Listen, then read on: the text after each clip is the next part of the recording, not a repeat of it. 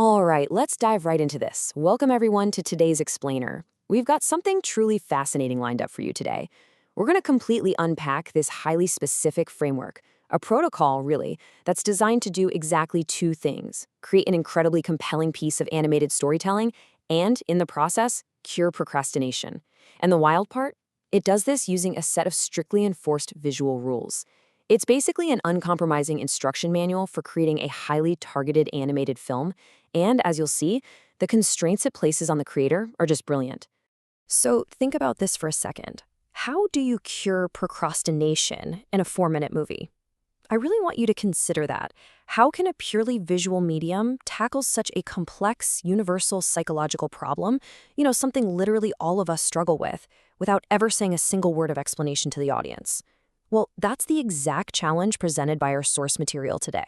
And the answer lies in what we're calling the cinematic vision protocol. So what is this?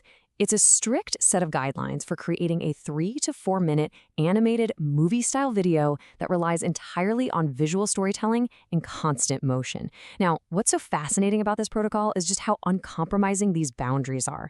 As we're about to explore, these rigid limitations are exactly what makes the resulting narrative so captivating.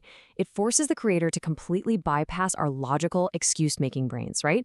And instead, it communicates directly with our visual and emotional centers. Okay, Section 1, strict rules for storytelling. Let's break down the actual boundaries a creator has to follow here. So here are the strict rules laid out in the source material. Right off the bat, the instructions explicitly forbid explaining the story with narration. You can't use phrases like, "this story shows." No way. It is the absolute ultimate enforcement of that golden rule of storytelling: show, don't tell. Because explanatory narration is literally forbidden, the visuals have to do all the heavy lifting. There are no blank backgrounds allowed whatsoever. Every single scene must include animated motion, like a zoom, a pan, some kind of camera movement. It dictates this 3D cartoon style where subtitles have to be integrated directly into the scenes. And crucially, you must maintain the exact same character throughout the whole thing, just to ensure the viewer stays anchored to one specific journey. And it definitely doesn't stop with the visuals. The protocol dictates that you must automatically add background music to the entire video, and do not leave silence. Silence is completely outlawed here. You have to use specific sound effects: alarms, footsteps, a cheering crowd, and these must be embedded to drive the pacing and ground the animation in reality. So the auditory experience is just as tightly controlled as the visual one. And this brilliantly illustrates how the source material is engineering the audience's emotions. The background music? It isn't just filler. It is strictly mandated to match the escalating mood of the story.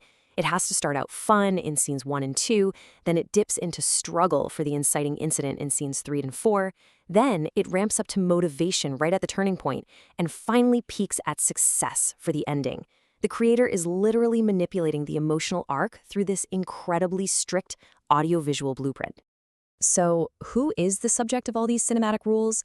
Let's move to part 2. Meet Sam the procrastinator. Sam's character arc is mapped out exactly as the protocol demands, minute by literal minute. The pacing here is incredibly aggressive. At the 0-minute mark, we get the hook and the distraction. By minute 1, he's already facing shock and struggle. Minute 2 introduces the core strategy. Minute 3 showcases rapid improvement, and by minute 4, boom, he must reach success. It's wild how quickly this story is forced to escalate. All right, let's picture the vivid opening scene spanning the first 20 seconds.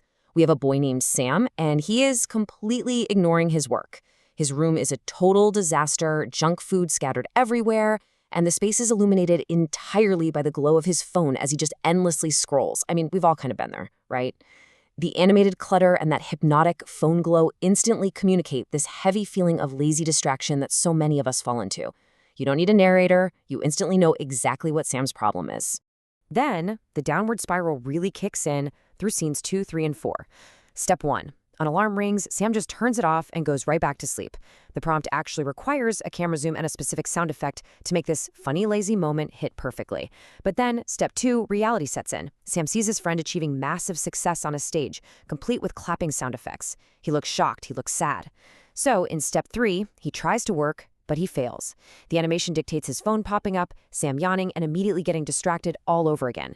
It's this highly relatable, purely visual presentation of feeling totally stuck while everyone else around you is moving forward. Which brings us to section 3, the 5-minute rule. Right when the viewer feels Sam's frustration the most, the protocol shifts focus to the psychological mechanism embedded right at the midpoint. And the crucial point here, it all comes down to this single number, 5. This number is the absolute hinge on which Sam's entire animated life pivots. Everything before this moment was a struggle. Everything after this is going to be progress. So, in scene 5, right at the 1 minute and 50-second mark, the instructions demand a sharp camera focus. The camera zeroes in as Sam physically writes the words "just 5 minutes" on a piece of paper. He's committing to just a tiny, manageable fraction of time.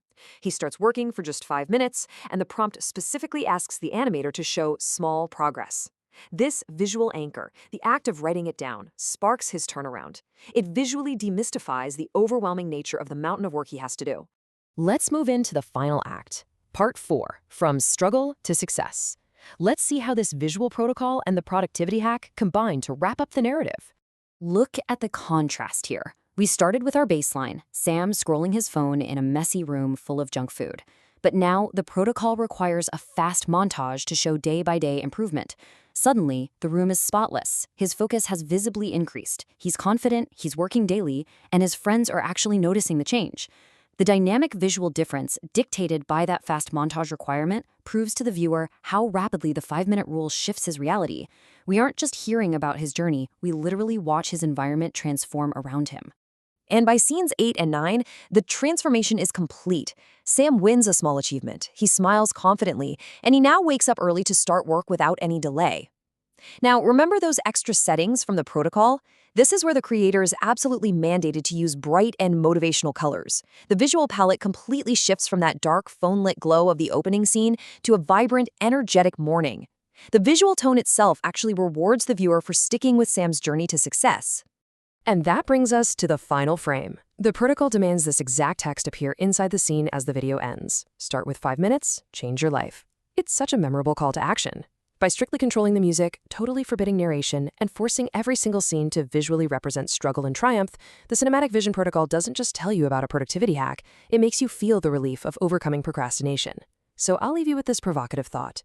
If an animated character can completely rewrite their trajectory in just 4 minutes by committing to 5, what could you accomplish if you just started your own 5-minute timer right now? Thanks so much for joining me on this explainer, and I'll catch you on the next one.